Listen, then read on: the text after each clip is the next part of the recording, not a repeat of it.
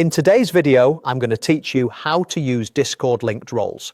By the end, you'll know how to connect a Discord role to an external account or service so that roles are assigned automatically when members meet your conditions. First, a quick overview.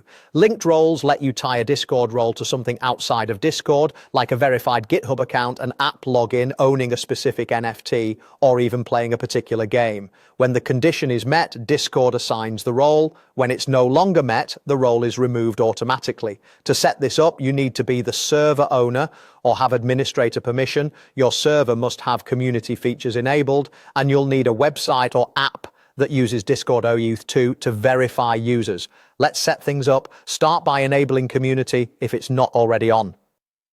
Open server settings, go to community, click enable community, and follow the setup flow. You'll be prompted to add rules and safety settings. This helps keep your server compliant and ensures linked roles are available.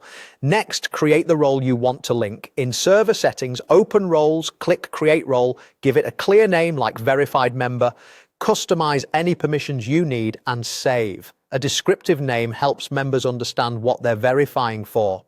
Now connect that role to a linked role. Go to server settings, open integrations, choose linked roles, and click create linked role.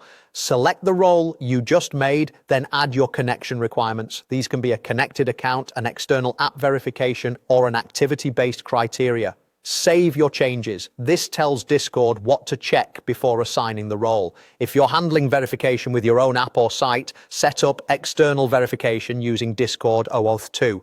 The flow is simple. The user clicks verify, signs in with Discord, your app checks whether they meet the condition, then your app tells Discord they qualify.